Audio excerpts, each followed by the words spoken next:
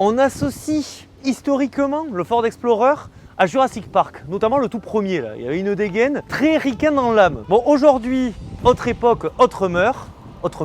Ford m'a invité en Bretagne pour que je puisse vous présenter ce petit bolide là, un certain Ford Explorer qui n'a plus rien à voir avec l'ancien Explorer qui venait des States.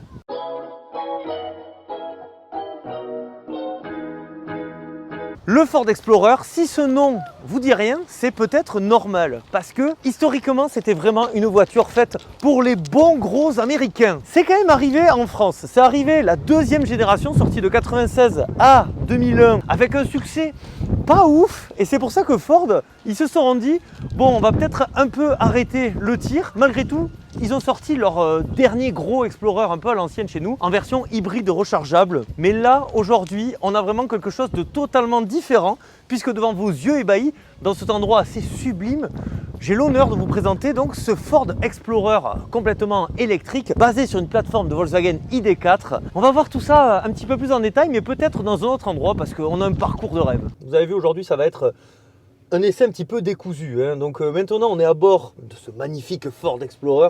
Alors moi déjà je vais vous montrer la feature que j'aime le plus, le détail qui va nous enchanter tous les matins. Ça c'est incroyable. Et en plus ça cache des trucs là, bon, on peut mettre plein de choses, notamment des clés. Voilà, on ne les avait même pas vues. Des clés qui ressemblent beaucoup à celles de chez Volkswagen. Et ben, c'est assez logique parce que donc, la base provient de chez Volkswagen. Et on va retrouver beaucoup d'éléments Volkswagenesques. Vous voulez un bon départ, c'est une propulsion. Oh là là. Oh là là. Et merci, un grand merci au caméraman du jour. Voilà. Et à mes acolytes là. On est entre influenceurs. Mes chers admophiles, je vous jure. Franchement, c'est improbable cette situation. C'est un peu drôle. Alors, rassurez-vous, hein, déjà, c'est pas sponsorisé, je pense que ça se voit. Ça n'a pas pour vocation d'être là souvent. J'aime bien l'exercice, je trouvais ça cool. Ford, ils ont été sympas, voilà, ils nous invitent, tout ça, c'est cool. Après, on peut dire complètement ce qu'on veut sur ce véhicule. Et je peux vous dire qu'il y a des choses à dire, justement. Déjà, bon, la plateforme dont il est issu, ça fait pas hyper rêver. Parce que Volkswagen, la gamme ID de chez Volkswagen, c'est quand même très compliqué, hein. Ça partait d'un bon sentiment. On sent que ça a été fait quand même un petit peu à la va-vite suite au Dieselgate. Sinon, en termes de sensation, la voiture est plutôt axée confort. Il y a des petits rangements partout. Là-dessus, c'est plutôt assez pratique. La qualité de présentation est plutôt sympa aussi. L'écran est vraiment joli. Par contre, la voiture, c'est un monstre, c'est-à-dire qu'elle fait 4,47 m il me semble, c'est un petit peu plus petit que les ténors du genre. Elle fait 2 mètres quasiment de large, autant vous dire que c'est compliqué. Regardez Brest, c'est trop rigolo quand même, je suis à Brest. Eh oui, là c'est pas à Tarbes ou à Bordeaux, hein. Eh oui. On fait des kilomètres pour vous.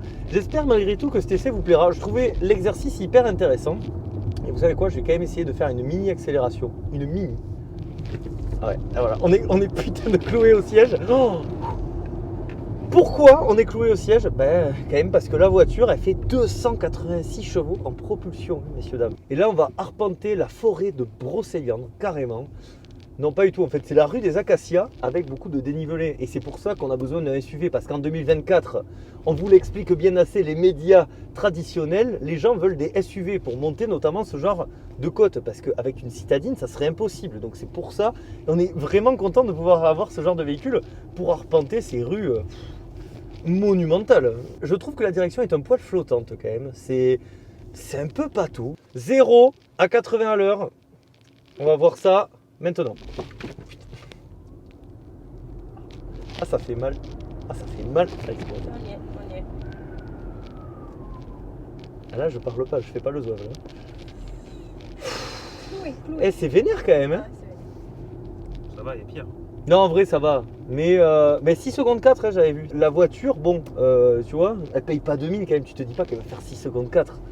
Alors, pour le coup, voilà, on peut en parler 2 secondes, mais l'électrique, c'est ça qui est entre guillemets assez magique, c'est qu'on prend n'importe quel parpaing, on lui met un moteur électrique et d'un coup ça devient la meilleure voiture d'un point de vue accélération. Niveau châssis, tout ça, calmez-vous, ça reste, voilà, c'est pas sportif, mais ça envoie. C'est très mignon ces petites maisons là, hop, oh là là, et la Bretagne, franchement, c'est magnifique. C'est vraiment beau, hein. Hop, on freine, freinage intense. Alors bien sûr, avec cette voiture, il y a un nombre incalculable d'aides en tout genre.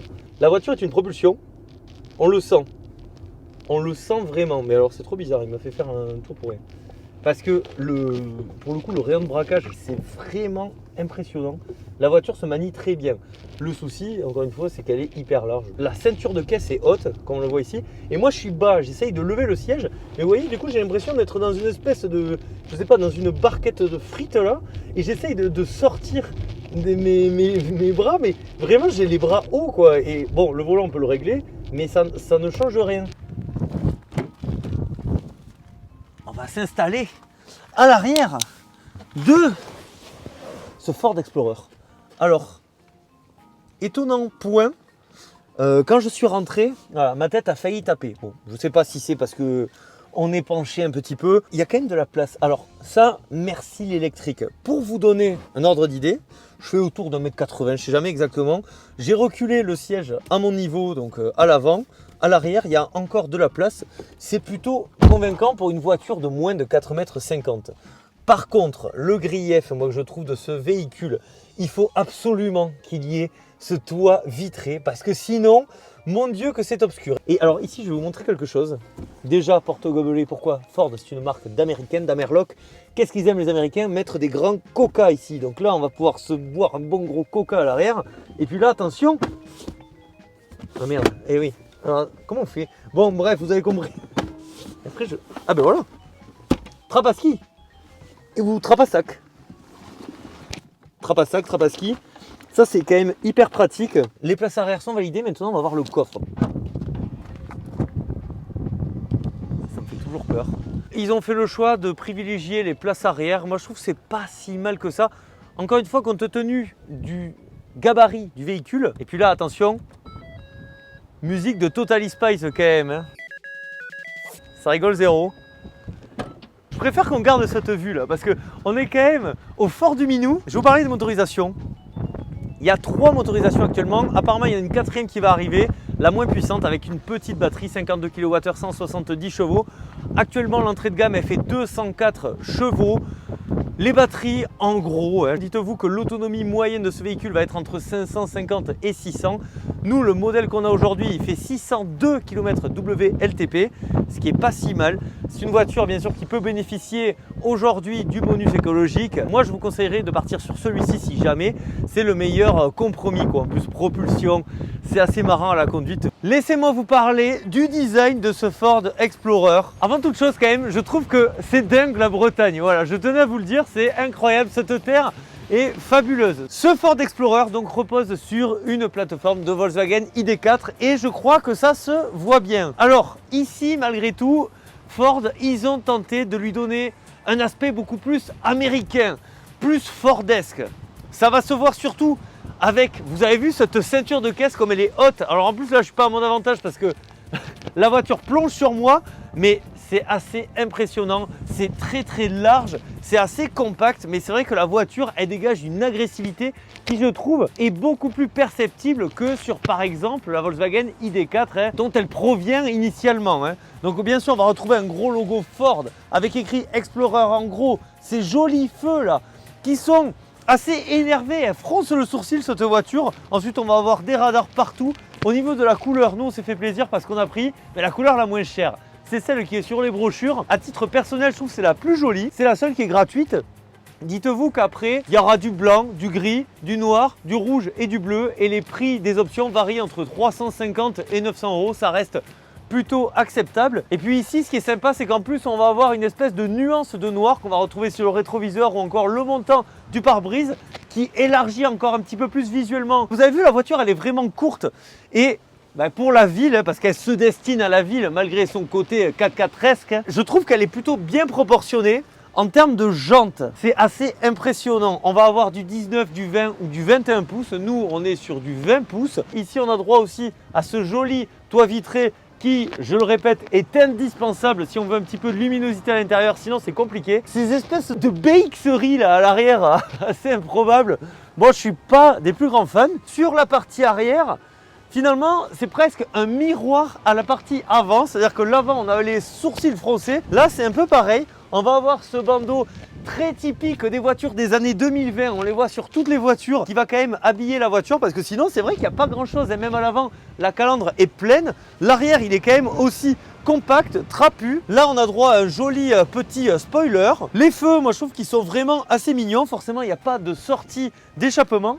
Si je devais trouver quelque chose de négatif là-dessus, ça serait peut-être, vous voyez, ce pare-choc là en plastique un peu trop brut de pomme qui, je trouve, dénature un poil l'esthétique du véhicule qui, dans l'ensemble, est plutôt cohérent sans être un véritable coup de cœur. Jour 2, ça rigole pas, le matin, le soleil se lève à peine et donc on va s'installer à bord de cette Ford que monsieur le caméraman a laissé un peu pas droite. Alors attends, on va essayer juste de remettre le volant droit. Voilà, waouh, impressionnant, vous avez vu ça un peu? Donc, on va se focus un petit peu. On va se focus, vous l'avez bien sûr, sur donc l'habitacle de ce Ford Explorer. Vous avez vu sur l'extérieur, il y a du bon, il y a du moins bon. Bon, ben, finalement, l'intérieur, ça va être un petit peu la même chose. Ici, on a de la chance parce qu'on a droit à l'Explorer entre guillemets de luxe, donc c'est la version 286 chevaux avec le pack premium à 3600 €, ce qui fait qu'on a des petits accessoires supplémentaires, des jantes un petit peu plus grosses, on a droit à ce toit vitré que je vous ai dit qui est quasiment indispensable. Sinon, c'était pas mal aussi de tourner de bon matin. Pourquoi? Eh bien là, on le voit plus, mais si on allume la voiture, il y a des petits éclairages, vous voyez? Là, je peux vous dire que là, les journalistes auto en PLS, bon, moi, vous savez, c'est pas ma plus grande priorité du moment où ça tient, mais c'est quand même bon de noter que pour une voiture à 46 000 €, c'est pas non plus la folie. Alors maintenant, on va essayer de regarder la boîte à gants. La boîte à gants qui est OK, sans plus. Et mention spéciale à ces sièges. Alors nous, on a droit aux sièges ergonomiques. Les sièges ergonomiques, ils permettent de choisir la meilleure position possible si vous avez des soucis de dos, tout ça. Donc potentiellement, ça peut être intéressant. Je les trouve très confortables. Ils ne sont pas spécialement typés sport, mais ça fait plutôt le boulot. Hein. Ce qui est assez marrant. Voilà, ça c'est vraiment la feature sympa sur ce véhicule. Donc là, on a la tablette complètement plate, voilà, posée en mode tablette posée, hein, bien sûr. Et attention, on appuie là, il y a un petit bouton en fait, on ne le voit pas. Hop, ça permet de faire coulisser et ensuite de pouvoir cacher des choses là-dedans. Voilà, comme par exemple un gel hydroalcoolique, ce qui est toujours important. Et ça m'a un petit peu coulé sur la main d'ailleurs, c'est vraiment impeccable. Cette tablette, elle est, vous avez vu, immense. Elle est assez réceptive. On n'est pas sur l'infodivertissement Renault, d'ailleurs, il me fait n'importe quoi. Bon voilà, moi je vous avoue, on l'a depuis hier la voiture, j'ai pas spécialement cherché. Bon, lui il va nous faire des oiveries là, donc on va attendre une seconde qu'il passe. En même temps, on est sur un port, hein, un port de pêche. Et oui. Donc voilà, il y a des petites options. Est-ce que c'est vraiment pertinent que je vous montre tout ça? Pas forcément. En tout cas, il faut savoir que tout passe par l'écran. Il n'y a pas d'autres boutons, si ce n'est sur ce volant. Mais ça, on va voir un petit peu après. Le volant, j'ai des choses à dire là-dessus. Je suis pas hyper fan. Il y a l'Apple CarPlay sans fil, c'est peut-être le principal. Waze, tout ça. Chose qu'il n'y a pas sur des Tesla, par exemple. Ça, c'est un scandale, je trouve. Donc, on va arrêter de traficoter cet écran. Je ne sais jamais trop comment le mettre, du coup. Mais ça, j'aime beaucoup quand même. C'est sympa. L'autre chose de sympa, ça va être ceci. Alors là, on peut y mettre vraiment des humains dedans. Attention, c'est impressionnant. 17 litres. Regardez, je mets une bouteille, elle disparaît. J'en mets une deuxième, elle disparaît aussi. Niveau aspect pratique, elle est plutôt intéressante, je trouve. Après, niveau position de conduite, c'est pas mal. On a l'impression d'être dans un petit cockpit. Mais par contre, là, ces boutons... Même la sensation en fait est vraiment pas bonne. On ne sait pas si ça va marcher parce qu'il n'y a pas de clic. Je trouve ça vraiment assez désagréable. Au même titre que ce compteur. Heureusement, on a l'affichage tête haute, vous le voyez. Hein. Bon, ça rend mieux en vrai qu'en vidéo. Alors là, c'est pareil au niveau des feux, vous voyez. Il faut appuyer comme ça. Là, c'est une espèce de tactile chelou. Il n'y a que 2 boutons de vitre et pourtant les vitres arrière sont électriques. Parce qu'en fait, il faut activer un bouton là. Voilà, rire. C'est des énormes radins parce qu'ils avaient juste à remettre 2 vitres à l'arrière là. Ils se sont dit non, on va économiser quand même 2 boutons sur une voiture à 46 000 €. C'est bien du Volkswagen. Donc là, on va toiser le rival. Dorénavant chinois. Volvo n'est plus. Et là, il y a le Zouave en 407 qui nous a un peu, voilà, breton du matin, breton chagrin. Certains autres influenceurs me disent que cette voiture est très facile à manier. Alors, elle braque hyper bien, ça c'est vrai, c'est incroyable. Le rayon de braquage, moins de 10 mètres. Par contre, là par exemple, je passe pas. Avec mon AX, je passe. Tu passes. Je passe. 10 fois, tu passes. Ouais, ben c'est ce qu'on va... Non, je passe pas. En vrai. Mets ta roue sur le trottoir. Ben oui, ah ben si je prends sur le... Non, mais même. Bon, on va tester les capacités tout terrain. Voilà, là je passe. Non mais franchement, moi je trouve que cette voiture... Il y a trop même. Non mais regarde où je roule. Moi je trouve cette voiture malgré tout, qui se destine plutôt à un usage urbain, elle est trop large. Je trouve que les voitures d'aujourd'hui sont toujours un petit peu aseptisées. Malheureusement je trouve aussi que c'est le cas de celle-ci. Mais en soi, ça peut être une alternative potentiellement intéressante à certaines rivales de la catégorie. En gros ça va être du moyen plus quoi cet Explorer. En termes d'autonomie, en termes de rapport qualité-prix, d'équipement, de conduite, de puissance, c'est plutôt bien placé. C'est mieux par exemple, largement mieux qu'une ID4 qui je trouve est vraiment pas terrible. Mais voilà, on peut peut-être en parler ici. Le Scénic m'a l'air d'être de mieux conçu, sans parler bien sûr de l'outrageuse domination de Tesla qui eux n'ont plus rien à prouver dans ce milieu. Ça va pas m'empêcher de vous montrer les différents modes de conduite. Alors comment on fait? Voilà, ben c'est bien, on va voir ça ensemble parce que moi je suis vraiment... Ah, bon finalement vous avez vu c'est assez tranquille. Donc il y a éco, normal, sport et individuel. Et donc en termes de consommation elle est donnée pour être plutôt raisonnable. On est entre 14 et 16 kWh au 100. Données constructeurs bien sûr. Nous on a regardé, on était autour de 18 en ayant fait quand même de belles accélérations. Donc là-dessus c'est plutôt correct. Ça va être juste en dessous encore une fois d'un certain Renault Scénic qui lui, voiture de l'année 2024 d'ailleurs, il a l'air d'être vraiment assez abouti. Donc là vous voyez on est en sport, donc ça va être une pédale un petit peu plus dure, une régénération meilleure. Et là-dessus aussi, tiens ça tombe bien que j'en parle. Déjà regardez-moi ce lever de soleil incroyable. Ça manque de palette régénérative, ça manque d'options de personnalisation de conduite. Il n'y a pas de one pédale si vous voulez. Là je lâche, voilà, là je lâche l'accélérateur. Et il se passe pas grand chose, il faut vraiment attendre, bon c'est pas le but. En plus on a un autre Ford Explorer derrière. Ford, ils ont tenté quand même des choses récemment. Vous savez moi je suis pas spécialement fan de leur politique actuelle. Par contre c'est assez hyper sympa même de leur part. C'est à dire qu'ils ont vu la vidéo justement où je parle d'eux. Et j'étais pas spécialement dithyrambique disons. Malgré tout ils m'ont invité voilà, pour que je puisse me faire mon propre avis sur le véhicule. Et en soi c'est vrai que le véhicule est plutôt pas mal. Après ça change rien sur le fait qu'il n'y a plus de Fiesta, qu'il n'y a plus de Focus, qu'il n'y a plus de 85. Pour moi ça va pas dans le bon sens. Ce qu'ils vont tenter de faire maintenant c'est vraiment de rendre leur gamme un petit peu plus glamour, en reprenant notamment des noms d'icônes du passé. Donc il y a déjà la Puma qui est sortie depuis un moment, la Mustang Mach-E voilà, qui avait fait beaucoup parler. Pour le coup la Mustang Mach-E je la trouve vraiment super. Celle-ci je suis ok sans plus. C'est une bonne voiture, voilà, mais ça va. La Mustang Mach-E, je la trouve vraiment super intéressante comme voiture. Là, encore une fois, on reprend un nom du passé, hein, Explorer. Et puis ensuite, bien sûr, il y a la Ford Capri qui arrive. Et celle-ci, la Ford Capri, franchement, elle me fait mal parce que déjà, esthétiquement, je la trouve vraiment très compliquée. Ça fait d'autant plus mal quand on connaît un petit peu la Ford Capri originelle. La voiture, pour en avoir parlé aussi, parce qu'on est un équipage, on est 3 dans l'équipe là. Pardon, oui. c'était magnifique là. Ah oui, c'est beau. Putain. Eh oui, c'est beau. Tu veux pas t'y mettre au parking là? Ouais, mais si tu T'en veux. penses quoi? Ouais. Et donc, juste pour terminer là-dessus sur la conduite, alors en tant que conducteur, c'est vraiment plutôt agréable. C'est vrai que pour les passagers, ça sautille un petit peu. Moi, je trouve que le conducteur est plutôt privilégié. On va se mettre ici parce que regardez-moi ce spot assez intéressant. La Bretagne, par contre, c'est fabuleux. Et on a un SUV, nous, on va partout. Hein. Incroyable. Ils nous suivent? Non, ils nous suivent. Du coup, tout mieux que qui? Mais bien sûr, elle fait tout mieux que la Volkswagen ID4. Franchement, Ford, ils ont quand même... Notez quand même mon apparence aussi assez particulière, mais Ford, ils ont bien bossé sur leurs produits. C'est-à-dire que l'ID4 est vraiment moyenne, on va dire, et puis ils ont réussi à en faire quelque chose de plutôt pas mal. Après, est-ce que ça sera assez pertinent pour bousculer les ténors du genre, notamment en France ? À titre personnel, je pense pas. Pour moi, il y a une concurrence tellement rude en plus dans ce secteur, et puis Ford n'a pas non plus la plus grande notoriété. Malgré tout, c'est un bon produit pour ceux que ça intéresse. Et mes chers atmophiles, cette vidéo se termine ici. Vraiment, un grand merci tout de même à Ford pour m'avoir invité ici. Regardez-moi ce cadre. La Bretagne, c'est vraiment incroyable. Si jamais vous avez des projets de vacances, vous ne savez pas où aller, mais visitez la Bretagne, c'est merveilleux. Bref, cette vidéo se termine ici. J'espère qu'elle vous a plu. Et si c'est le cas, n'hésitez pas à penser au like et à l'abonnement, c'est hyper important.